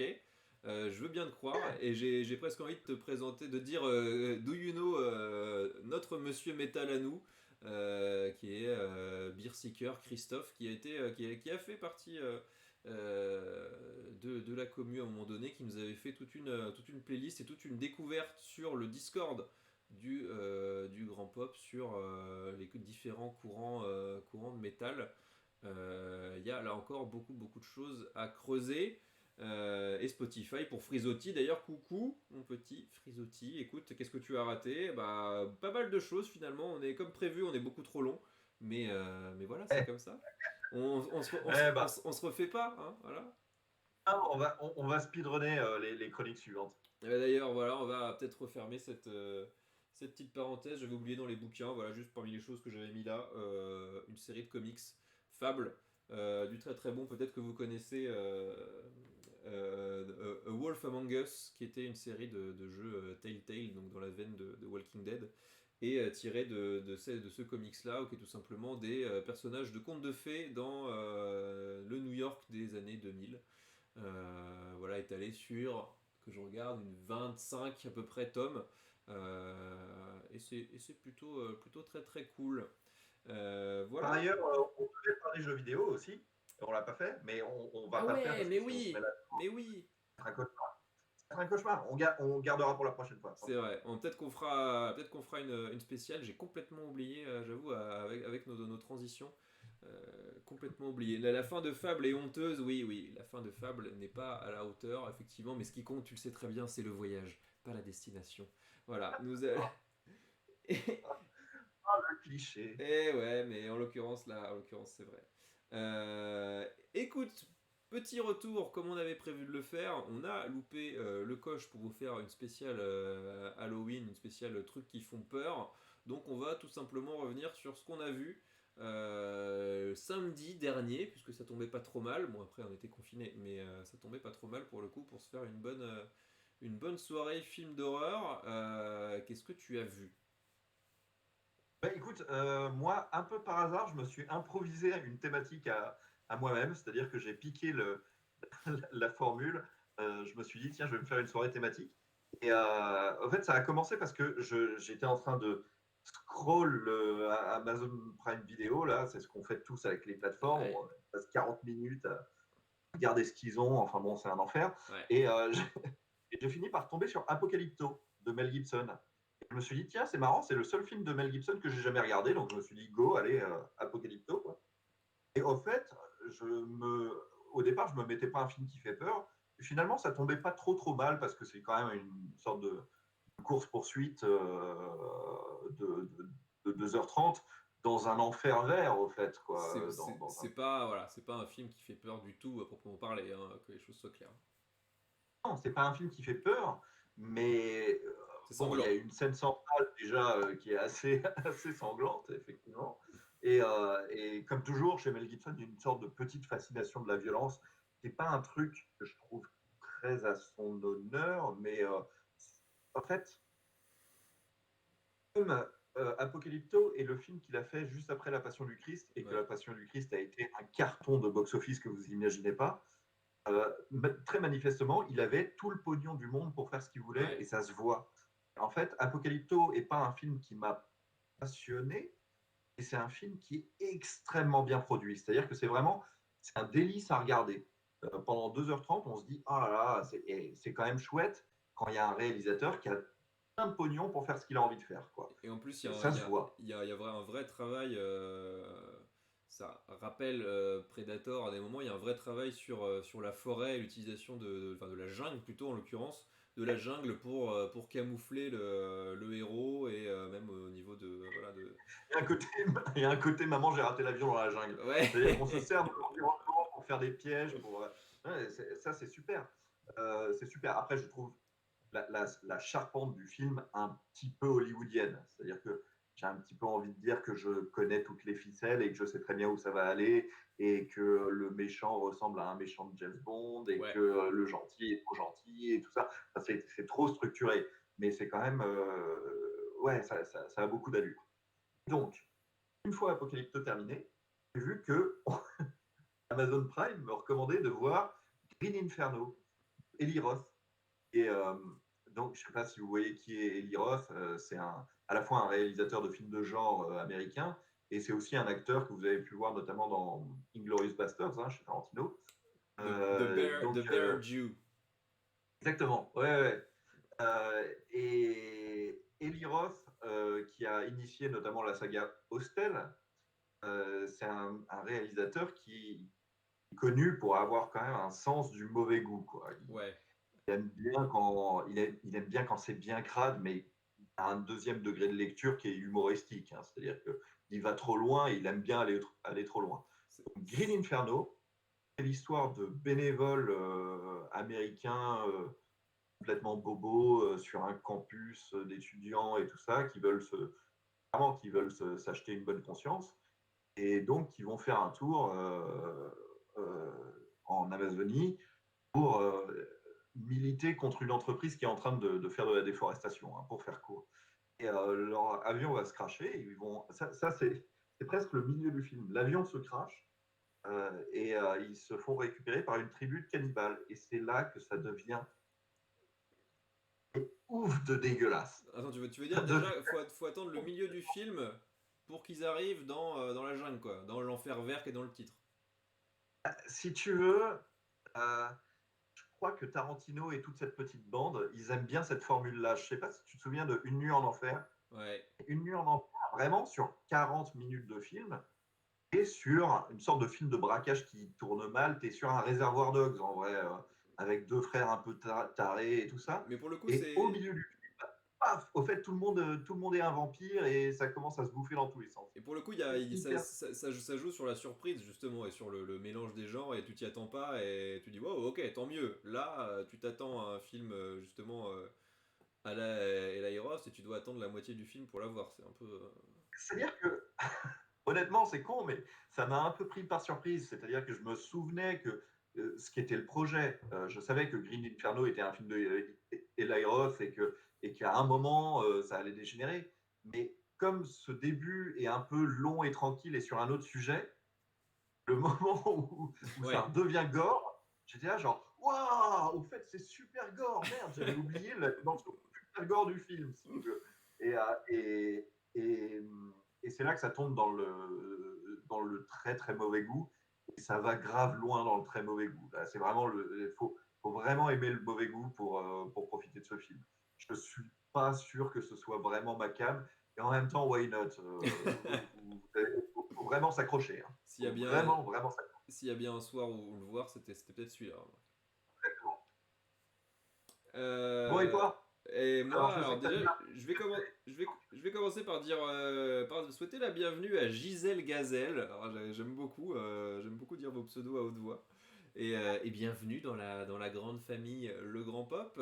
Alors de mon côté, c'était un peu différent, il n'y avait absolument aucune thématique. Au contraire, c'était justement, on choisit un film chacun. Et ma copine avait choisi un film qu'elle n'avait jamais vu, que moi j'avais vu, mais il y a très longtemps, où j'avais de vagues flashs d'une deuxième partie de soirée, peut-être même sur RTL 9 ou un truc genre vraiment, je sais même plus où est-ce que j'avais vu ça, sur ma télé cathodique, je crois, à l'époque chez mes parents. C'était 28 jours plus tard, voilà, sur lequel tu as écrit encore une fois un excellent article à découvrir sur le site qui revient spécifiquement sur la scène qu'on connaît tous du film, qu'on peut connaître même sans savoir qu'elle est tirée de ce film-là, c'est-à-dire la scène où Cillian Murphy, donc le héros, erre dans un Londres complètement désert. Euh, et effectivement, ça, je l'avais bien en tête, mais le reste du film, beaucoup moins. Et alors déjà, première chose, c'est compliqué à regarder aujourd'hui sur une télé 4K. Voilà. Parce Oui. qu'évidemment, on est sur, tu peux le dire mieux que moi, mais on est sur une qualité il y a eu des conditions spécifiques au tournage qui ont fait que Danny Boyle s'est dirigé vers un type de caméra plutôt qu'un autre. Et aujourd'hui, eh ben, effectivement, c'est un peu comme quand vous essayez de brancher une NES sur une télé 4K. Voilà, il va y avoir un gros upscaling dégueulasse et finalement, vous aurez une meilleure qualité en la regardant sur votre vieille télé carrée du siècle dernier. Mais 28 jours plus tard, c'est un petit peu ça. Donc déjà, ça fait un peu mal aux yeux, quoi. Ouais, mais il y a quelque chose de. Bien sûr qu'on ne s'attendait pas du tout à ce que la technologie devienne ce qu'elle est devenue aujourd'hui, et à devoir redécouvrir ce film en particulier à travers ça. Mais c'est une des très grandes forces, je trouve, de ce film, Ouais. c'est d'avoir cette image un peu SD parce que ça fait document, ça fait vrai. Tu as l'impression de regarder les infos de l'époque, tu vois. Ben ouais, Et, déjà on s'y fait et en plus oui il y a un côté effectivement il y a un côté dégueulasse mais en plus ce qui est pas juste il y a pas juste un grain sur l'image, c'est lié aussi à la mise en scène pendant tout le film, c'est-à-dire il y a des plans un peu de travers, c'est parfois un peu saccadé, il y a un côté encore ça arrive d'avoir le côté un peu urgence du truc où bah, quand le héros il doit courir parce qu'il y a un zombie derrière lui, la caméra elle le suit mais elle le suit vraiment quoi, t'as l'impression que le mec est là derrière, attends-moi sinon je vais me faire bouffer. Voilà, on retrouve un peu tout ça tout au long du film. Et en fait, c'est très cool de revoir en plus plein d'acteurs qu'on connaît maintenant. Donc, Cillian Murphy, si vous avez vu les Batman de Nolan et Inception notamment, et Peaky Blinders, bien sûr. Il y a Brendan Gleeson, donc le gros roux anglais bourru qu'on connaît, qui a la même tête il y a 20 ans qu'aujourd'hui, c'est assez fou d'ailleurs. Naomi Harris notamment, donc Moneypenny dans James Bond entre autres, et c'est très cool de revoir ces acteurs-là avec 15-20 ans de moins. il y a Pirates des Caraïbes aussi, elle avait un rôle assez central, Ah, Naomi c'était elle, Harris. effectivement, bien vu. Et je l'avais pas reconnu, tout à fait. Et voilà, non, le film est bien sûr excellent. Et surtout, quand on se le remet dans le contexte de l'époque où le film de zombie était mort et enterré, complet, c'est vraiment la nouvelle vague. Effectivement, si vous l'avez jamais vu, si vous avez été biberonné à Walking Dead depuis 10 ans, ça va peut-être vous paraître justement vraiment qualitativement, encore que niveau qualité Walking Dead, bref, mais en termes de grain, effectivement, il y a un vrai pas en arrière à faire, il faut le savoir avant de voir le film. Mais pour le reste, c'est évidemment du très très bon. Et pour le coup, il y a un switch justement sur la qualité de l'image, le grain de l'image, sur la toute dernière scène du film où justement là d'un coup, ça redevient HD. On retrouve quelque chose de plus quali, mais encore une Bah, fois, elle il a y a une été vraie tournée en raison. film, je crois. Elle a été tournée en pellicule, la Ouais, dernière scène, il ouais me voilà, semble. ça se sent aussi. Je pense que c'était voulu. Et donc, très bonne expérience de redécouvrir ce film bien facilement 10-15 ans après l'avoir vu la première fois. Et pour le deuxième, alors je me suis un petit peu fait avoir, peut-être un petit peu comme toi avec Green Inferno, cette fois par le compte Twitter d'Amazon qui avait fait voilà, son petit thread, un jour un film à voir pour Halloween, etc. Au-delà des classiques que j'avais vus, il y avait celui-là, donc qui est pardon, je vais le refaire, It Comes at Night, donc en Ah oui, français, ça vient la nuit, et qui effectivement est absolument tout sauf un film d'horreur, un film de zombie, un film d'infecté, tout ce que vous voulez. Donc sortez-vous ça de la tête. En plus de ça, effectivement, non seulement le film n'est pas ce pourquoi il avait été marketé à l'époque, mais je me souvenais absolument pas de ce film personnellement, mais le titre lui-même peut être déceptif, puisqu'on s'attend évidemment à ce que quelque chose vienne la nuit. Non, ouais. il n'y a rien Non, il y a rien. il n'y a rien qui vient la nuit, donc ça aussi sortez-vous-le de la tête, et à partir de là, vous aurez peut-être une expérience qui sera meilleure que celle que j'ai eue, c'est-à-dire pour le coup un vrai film d'auteur qui en plus a été basé, je l'ai su après évidemment, sur la relation qu'entretenait lui-même le réalisateur, dont j'ai oublié le nom, qui m'a pas laissé un souvenir impérissable, qu'entretenait lui-même avec son père décédé, voilà. Et c'est absolument pas très gai. Ça repose sur de bons acteurs aussi pour le coup. Il y a Carmen Ejogo et Joel Edgerton aussi de mémoire. Donc deux têtes que vous avez déjà vues à droite à gauche, et leur fils. C'est un huis clos dans une maison dans la Le forêt. très Edward Pulse. Voilà, exactement. Et c'est un huis clos dans une maison dans la forêt où il y a eu une infection, qui a une maladie qui voilà, sévit sur le monde, qui transforme un peu les gens en espèces de zombies. Voilà, on le voit très brièvement au début, mais c'est tout. Voilà, c'est vraiment un thriller psychologique sur, effectivement, encore une fois, il y a un groupe d'étrangers qui va arriver, il y aura des excursions qui vont mal se passer, mais dans l'idée, c'est vraiment centré sur ce groupe de personnages assez restreint et sur leurs interactions entre eux, avec un fond quand même de tension. Effectivement, c'est voilà, à chaque fois on vous filme ça un peu en vous faisant comprendre qu'il y a une menace sous-jacente qui ne surgit jamais vraiment. Donc voilà, balayez un petit peu le marketing autour de ce film-là et voyez-le comme un bon thriller psychologique. Je pense que ce sera beaucoup plus efficace, et je pense que c'est comme ça vraiment qu'il gagne à être vu, quoi. Tu l'as vu, toi, Je trouve que tu vois de quoi je parle. je l'ai vu à sa sortie avec mon neveu d'ailleurs, et je trouve que tu l'as vu dans d'assez bonnes conditions en fait. Parce que c'est pas mal de voir ce film-là pendant le confinement. C'est un film uniquement sur la paranoïa de il faut qu'on reste à l'intérieur Oui, parce que on sait pas exactement ce qu'il y a à l'extérieur, mais on sait c'est que c'est dangereux. c'est ça, Euh, c'est un vrai bon film de Covid pour le coup, ouais, c'est clair. ouais. Donc, big up à toi de l'avoir regardé. Et je précise que j'ai pas vécu une soirée horrible avec Green Inferno. Hein. C'est Oui, pas un mauvais film, Green Inferno. C'est juste un film qui pète un peu un câble. voilà. Ouais, c'est Eli Ross, il est un peu foufou. Et ben écoute, sans transition, on va enchaîner sur notre troisième rubrique de la soirée. Une rubrique musicale, puisque il y aura ça chaque semaine, on vous le dit par avance.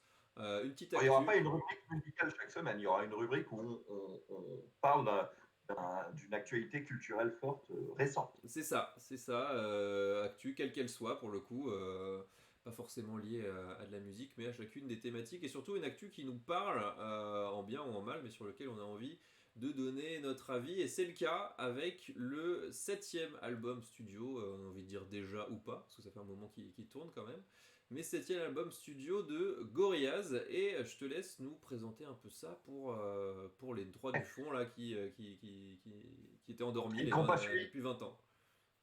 très rapidement, parce que c'est vrai que moi j'avais déjà 17 ou 18 ans quand Gorillaz a commencé, mais maintenant on ne sait plus d'où ça sort, c'est devenu un Ouais. truc complètement acquis, Gorillaz. Simplement, c'est le chanteur d'un groupe qui s'appelait Blur, et qui était un groupe emblématique dans les années 90, qui avait déjà son groupe depuis 10 ans, il sentait son groupe vieillir un petit peu. Il passait beaucoup de temps à regarder MTV à l'époque, avec un copain à lui qui s'appelle Jamie Hewlett, qui était un copain dessinateur. Donc Ils se sont dit, on mais peut c'est le un... dire, c'est Damon Albarn. Oui, oui, oui, Damon Albarn, voilà, le chanteur Damon Albarn et Jamie Hewlett, le dessinateur, en discutant sur le monde de la musique et ce que c'était devenu au début des années 2000, ils se sont dit, putain, c'est quand même incroyable, maintenant il n'y a que des égos, il n'y a que des starlets, il n'y a que des vedettes, il n'y a plus vraiment d'artistes, quoi. Et ils se sont dit, ce qui serait cool, ce serait qu'on crée un groupe complètement fictif. Moi, enfin, Damon Albarn dit, moi, comme je suis musicien, je leur file de la musique, je leur écris de la musique, et toi, comme des dessinateurs, bah, tu fais un groupe de cartoons. Alors, c'est pas une idée exclusive, puisque la même année ou l'année d'après, Daft Punk faisait quelque chose de très Mm. très similaire avec le dessinateur d'Albator. Et il faisait ça sous le nom de Daft Punk, alors que Gorillaz, il n'y avait pas sur le premier album qui est là, premier album en 2001, album devenu mythique, il n'y avait pas marqué Damon Albarn qui chante, etc. Il n'y avait que ces petits personnages qui étaient donc le groupe. Euh, 4 ans après, ils nous ont sorti un deuxième album qui s'appelle Demon Days, voilà, celui-là, album devenu mythique aussi. Et là, Alors que le premier était vraiment pas expérimental, mais c'était un groupe qui s'essayait, qui ne savait pas s'ils allaient avoir du succès. C'était Euh, complètement, et ça l'est toujours, inclassable. Voilà, c'était un peu exactement. C'est-à-dire que c'était un collectif. Ils faisaient leur truc, mais ils invitaient aussi des gens de l'extérieur, etc. Ils ne savaient pas trop où ils allaient. Quand ce deuxième album est sorti, ils savaient beaucoup mieux où ils allaient et c'est devenu un petit peu des concept albums, c'est-à-dire que c'est des albums qui s'écoutent de la première chanson à la dernière et qui racontent un petit peu une histoire. Cet album-là est un album très spirituel qui fait appel à des chants gospel et tout ça. C'est un petit peu comme regarder une grosse production au cinéma, c'est assez chouette. Euh, Après, ils ont fait une pause de 5 ans, il me semble, pour revenir en 2010 avec Plastic Beach. Plastic Beach, album, concept album aussi, complètement tourné écolo. Et, euh, et donc, c'était un groupe qui, à chaque fois qu'il faisait un album, vendait des millions et des millions d'exemplaires. Ça marchait hyper fort. Et à partir de 2010, ils ont commencé à avoir une formation et une manière de travailler beaucoup plus installée. Gorillaz était devenu un groupe bien plus populaire que Blur. Et donc Damon Albarn a commencé à se concentrer plus sur Gorillaz que sur Blur, qui était moribond de toute façon. Et donc l'année suivante, 2011, ils sortent The Fall, un album qu'ils ont fait avec des tablettes, des outils, des outils Ouais, actuels. des applis iPhone, ouais. Enfin, iPad en gros, enfin voilà, des applis Apple qui étaient dispo pour le commun des mortels, et ils ont fait ça pendant la tournée à l'époque de Plastic Beach. Exactement. Et donc un groupe qui ne sortait un album que tous les 5 ans devenait beaucoup plus flexible. Du coup, 2011, nouvel album. 2017, là, ils ont attendu parce que Blur s'est reformé entre-temps. Damon Albarn a eu un projet solo aussi, etc. Donc, 2017, ils sortent Humans, connu comme étant leur album un peu celui qui est le moins aimé par les fans. Oui. Ouais. Moi, je l'aime bien quand même. Je trouve qu'il y a vraiment des très très beaux morceaux là-dessus. L'année suivante, 2018, ils sortent The Now Now, qui est cet album-là, The Now Now. Je me souviens à l'époque, j'arrivais pas à croire que c'était un vrai album de Gorillaz qui sortait aussi peu de temps après. Parce qu'il y a même pas un an de Ouais, mémoire entre les deux, et eux aussi celui-là est parce qu'ils jouaient sur la rareté avant. Là, ils étaient partis sur une démarche complètement autre. Et il y a peut-être aussi, je sais pas, je suis pas convaincu de ça, mais peut-être comme si il fallait enterrer Humans, hop, on passe tout de suite à autre chose, quoi. C'était. Non, mais moi je pense que c'est plutôt deux albums en miroir, c'est-à-dire que celui-là est très collaboratif, très participatif, plein de featuring avec d'autres artistes et tout ça. Et celui-là est beaucoup plus centré autour du groupe et autour de la seule voix de Damon Albarn. Mm. Je crois il va y avoir 2 ou 3 featuring là-dessus, mais il y en a très très peu, quoi. Et donc vous avez peut-être suivi sur Internet parce qu'ils se sont mis à faire une petite série musicale avec des épisodes sur YouTube qu'ils ont appelé Song Machine. Ils ont sorti 8 épisodes, donc 8 singles avec un petit clip qui allait avec. Et là, ils ont sorti l'album il y a 2 semaines, l'album Song Machine, là, dont j'ai une version vinyle qui est assez joliment travaillée avec des artworks à l'intérieur, vous voyez, tout ça, machin. Le CD et 2 vinyles. Euh, et, et donc, bon, bah, ce qu'on en pense, parce qu'on voit bien que Gorillaz, c'est quand même un truc très très particulier. C'est un groupe de cartoons qui font des concept albums avec des gens très très prestigieux. Là, sur Song Machine, il y a Elton John, il y a Robert Smith The Cure, Ouais, il y a le on, New Order. Donc, bon, c'est vraiment les plus grands noms de la musique, quoi. on peut en parler dès le départ. C'est vrai que de base, dès le premier album, et ça s'est concrétisé aussi sur les suivants, il y avait cette recherche, cette envie voilà, comme tu l'as dit, d'avoir un collectif, d'avoir énormément d'invités sur chaque album. Alors, plus ou moins en fonction des albums. Et il y avait, voilà, on savait qu'il y avait ils avaient leur petit poulain. Il y avait Mos Def notamment qui a fait beaucoup au fil des albums, qui a fait beaucoup de feats avec eux. On a Snoop Dogg aussi sur différents albums.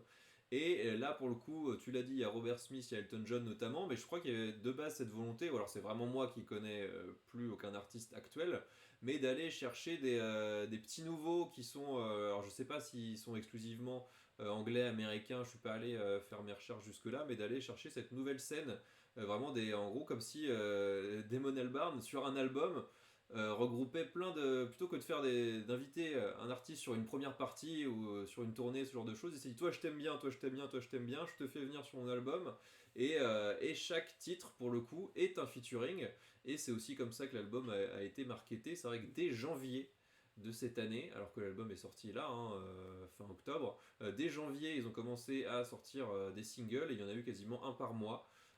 Voilà, ça participait à leur idée de web-série, d'épisodes, etc. pour marketer leur album.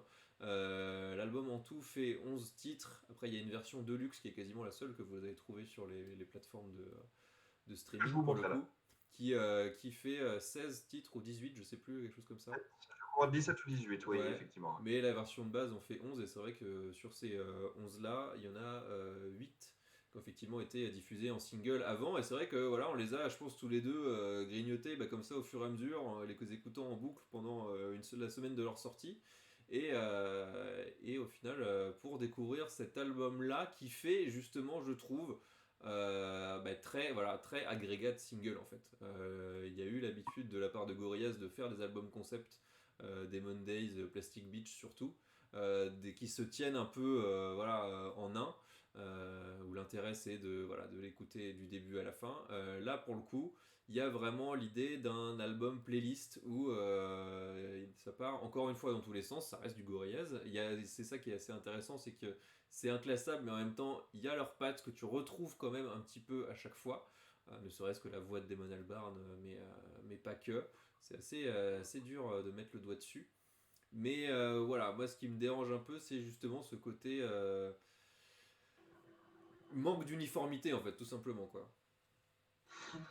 Bah, c'est-à-dire que il y a un problème avec Gorillaz, c'est que c'est trop dur d'être Gorillaz, quoi. Ouais, La barre est trop haut, si tu veux. Les albums qu'on vous a montrés, là, moi, ça fait partie des plus grands albums de ma discothèque et je les écoute tous en me disant, mais putain, qu'est-ce que c'est génial. Enfin, bon. Donc, quand tu arrives avec ce nouvel album qui, comme tu l'as très bien dit, est beaucoup plus un agrégat de singles, euh, c'est dans le titre, hein, c'est une saison avec des épisodes, un truc qui s'adapte un petit peu aux nouvelles technologies. Euh, Tu arrives avec ce truc-là, la première chanson que tu entends, c'est Strange Times avec Robert Smith. ouais. C'est une tuerie, c'est un massacre, c'est génial, c'est trop bien, elle est incroyable cette chanson. Ça fait partie des meilleurs titres de Gorillaz. Si c'était dans un best-of, ça serait évidemment les 3 premières chansons et tout. Enfin, c'est mortel. Tu entends ça, tu prends ça dans la gueule, tu te dis, oh, putain, ils ont encore remis le couvert, c'est encore des génies. Que, bah, après, il faut qu'il y ait 16 ou 17 titres sur cette note-là, sur ce ton-là, sur ce niveau-là, quoi.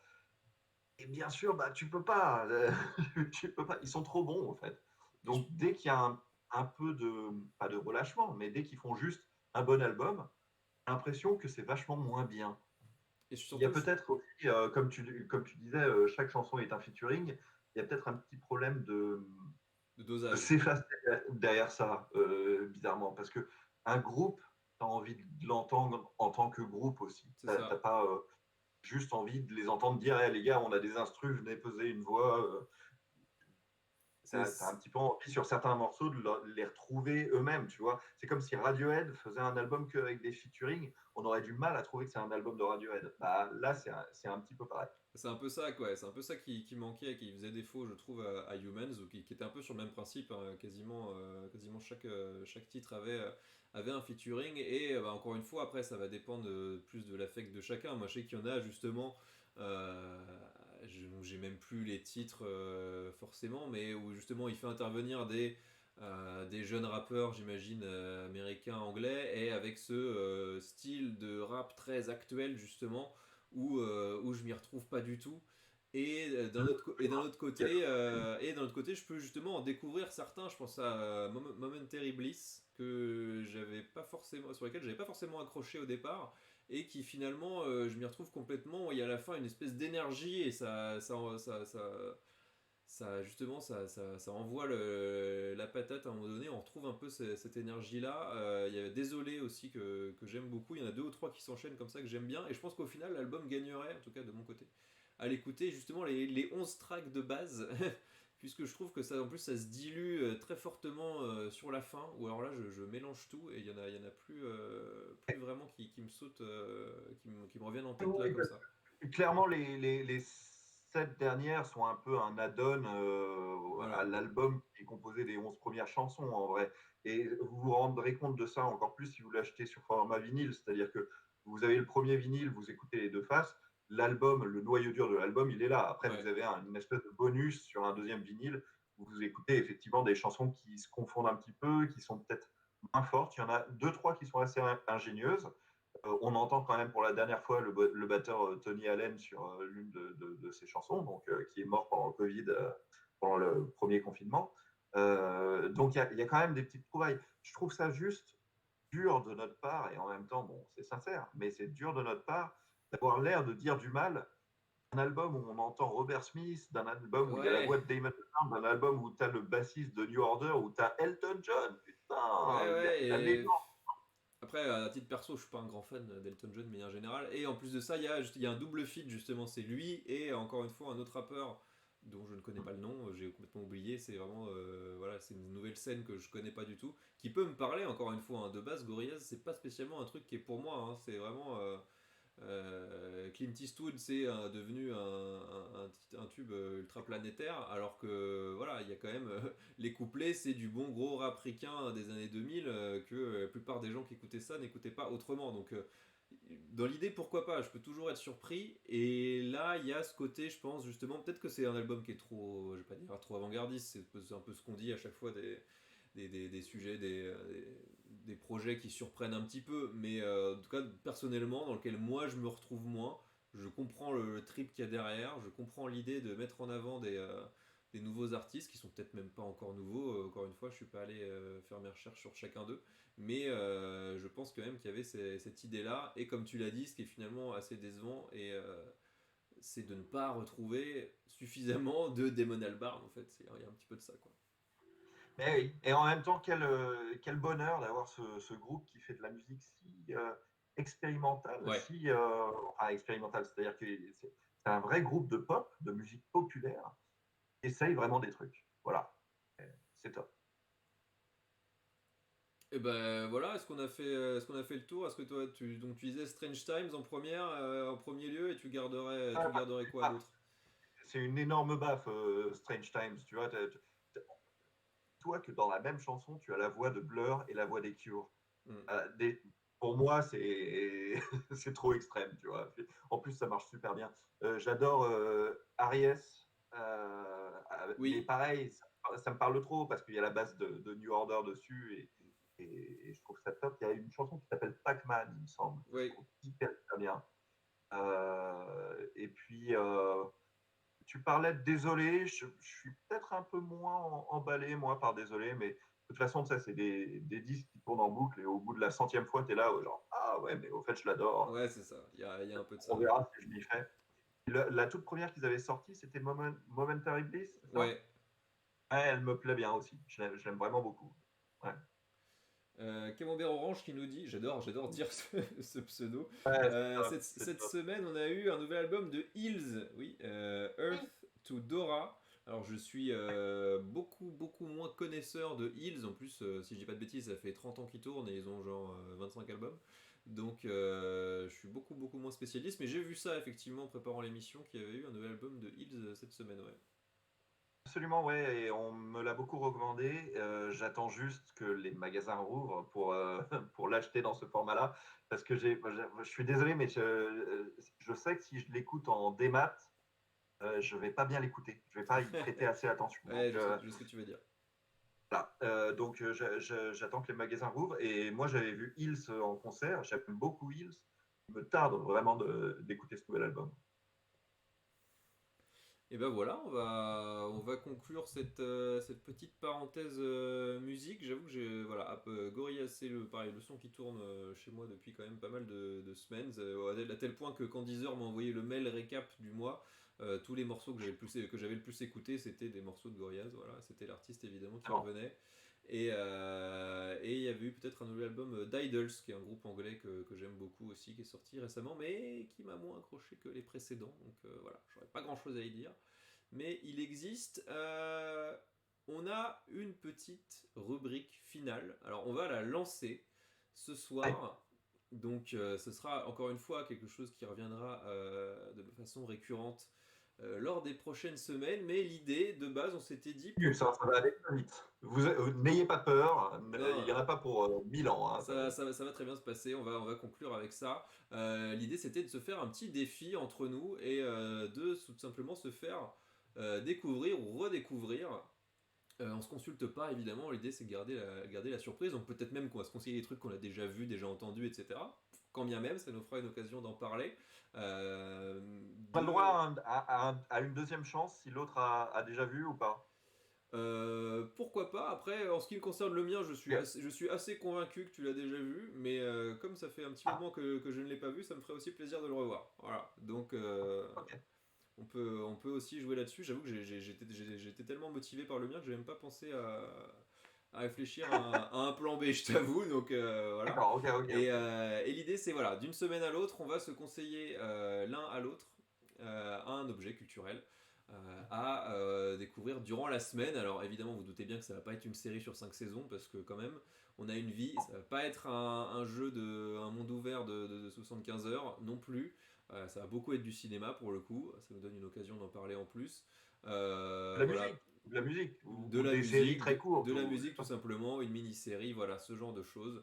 On est sur un objet très court. Alors pour le premier épisode, comme l'idée c'est de faire une œuvre à chaque fois, on va tout simplement décider qui commence. Et quelle meilleure façon de décider ça qu'un petit Shifumi virtuel à distance en jouant sur le fait Alors, qu'il n'y a absolument pas de latence. attends, parce qu'il faut préciser une règle sur le Shifumi. Il faut préciser une règle très Il n'y a importante. pas de puits. Parce que les gens, voilà, il n'y a pas de puits. Il faut arrêter de déconner. Le jeu, il s'appelle Pierre-Feuille-Ciseaux. Il ne s'est jamais appelé Pierre-Feuille-Ciseaux-Puits. C'est d'accord. Surtout que On est d'accord. le puits est cheaté et gâche un jeu qui est de base parfaitement équilibré. Voilà. Oui, absolument. Absolument. Une manche, si ça te va, hein, on va pas non plus Oui, s'éterniser. oui, Voilà. Et donc chez moi on fait Shifumi et à mi on montre. Voilà. d'accord. Ok. T'es Ok. prêt? Ouais. Shifumi. Tu gagnes. J'ai gagné. J'avais la feuille. J'ai gagné. Évidemment il faut faire ciseaux parce que si t'es bon, tu fais pas pierre, tu fais l'inverse de pierre et pour battre l'inverse de pierre, faut faire ciseaux. Voilà. Il y avait vraiment une stratégie derrière Il y ça, avait d'accord. vraiment une stratégie derrière ça, bien sûr. Bien sûr, puisque le film, puisque c'est un film dont j'ai envie qu'on parle la semaine prochaine et que je suis assez persuadé que tu as déjà vu, mais on ne sait jamais, on n'est pas à l'abri d'une surprise, c'est Top Secret de Zucker, Abrams Zucker, film du début des années 80, si je dis pas de bêtises, avec Val Kilmer. Je suis hyper content que tu proposes ça. C'est vrai? Je suis hyper content parce que c'est un film que j'ai jamais réussi à me motiver à voir. C'est vrai? Oh ouais, la vache, j'ai réussi à taper juste du premier coup, quoi. Putain. Absolument. Ouais. Donc là, pas le choix. Je vais devoir le regarder. Enfin, j'en ai déjà vu plein de scènes, si tu veux. C'est un film Ouais. dont on connaît plein de scènes. C'est un peu comme Y a-t-il un pilote dans l'avion ou je sais pas trop quoi. Mais là, je vais Exactement. devoir donc me motiver pour le regarder de bout en bout. Super. Alors, Super. je ne sais pas, à vrai dire, j'ai pas trop regardé où est-ce qu'il était disponible comme tout ça, comment on peut s'arranger pour que tu Je trouverai. le revois. Je trouverai. On va s'arranger et je vous invite, l'idée c'est aussi ça quand même, une semaine à l'avance, de votre côté, à aller fouiller Top Secret, comme ça s'écrit, il n'y a pas de, voilà, il y a pas de bisbille. Un film des années 80 avec Val Kilmer, une espèce de comédie d'espionnage. Voilà, on va pas trop en dire ce soir, puisque de toute façon l'idée c'est qu'on en parle la semaine prochaine. Voilou. Bon, bah, c'est super en tout cas. Bah on n'est Très très pas, agréable ce format d'émission. on n'est On pas. parle beaucoup trop là. Ça fait 1 heure et demie qu'on est dessus, hein, mais Ouais plus voilà, d'1 heure et demie. une heure et demie au lieu d'une heure, c'était plus ou moins ce qui était prévu. Tout va bien, tout est sous contrôle. Mais voilà. On fera plus court la prochaine fois, on fera plus court. On va essayer de condenser un petit peu. C'est vrai que de base, on est parti sur une thématique très très large. L'idée, c'est de recentrer quand même à chaque fois sur un ou deux domaines voilà. Pas forcément brasser toujours aussi large. Mais écoutez, si tout simplement ça vous a plu, on vous donne rendez-vous dès jeudi prochain, Jeudi même prochain. endroit, même heure. D'un autre Bouge côté, pas. pendant ce temps-là, voilà, on bouge pas. De toute façon, on est chez nous, comme vous. Où est-ce qu'on peut nous retrouver? C'est assez simple. Vous avez nos Twitter, chacun sous la petite fenêtre en bas de nous-mêmes, voilà. Et la même chose plus ou moins sur Facebook si le cœur vous en dit. Et voilà, tout simplement, si ça vous a plu, allez-y, partagez, balancez des follow, partagez surtout, dites-en du bien autour de vous si vous avez aimé. Ouais. Si vous n'avez pas aimé, dites du mal, mais à nous. Comme ça, on peut faire en sorte que Comme ce ça, on soit mieux. arrange. Et voilà, ça t'a plu cette première alors? Mortel, mortel. Et puis je voulais dire évidemment un grand, grand, grand merci déjà à toi, au Tax, à Menro et tout, d'organiser tout ça, de faire la charpente de ce truc. Et puis un grand merci aux gens qui nous ont suivis, qui ont alimenté avec leurs petits commentaires. Là, c'est vraiment super. Quel bonheur de parler de tous ces trucs qu'on fait. Et c'est top. Voilà, l'idée, de toute façon, on vous a dit, c'est de faire un peu ce qu'on fait à chaque fois qu'on se voit, où on pourrait discuter pendant des heures d'à peu près tout et n'importe quoi, de le faire ici, pour vous en laisser profiter un petit peu, on espère, vous recommander deux, trois choses, vous partager notre amour de tout ça, et puis bah, si vous-même vous avez des choses à mettre en avant, des sujets, pourquoi pas, que vous voudriez nous voir aborder, même si là la liste est quand même assez fournie, mais pourquoi pas des recos aussi de votre côté et des pistes d'amélioration, des critiques, des cadeaux. Non, n'envoyez pas de cadeaux, mais parlez-en autour de vous, c'est tout ce que vous pouvez faire pour nous aider. On prend pas de pub, on prend pas d'argent. On a simplement envie de faire de petits trucs dans notre coin et que ça vous plaise le plus possible. Sur ce, on va arrêter d'épiloguer. On a déjà, comme tu l'as dit, beaucoup trop parlé. On vous donne rendez-vous jeudi prochain, 21h. D'ici là, vous aurez un nouvel article dès demain, quand même, je le précise, sur legrandpop.fr, un article playlist blind test rédigé par Bibi. Lundi prochain, un nouvel article aussi rédigé par moi. Et j'ai ma petite idée, mais je la garde en tête pour vous laisser la surprise. Mardi, vous aurez un prochain Shotaksu avec sûrement un jeu de baston. Voilà, on va pas se le cacher.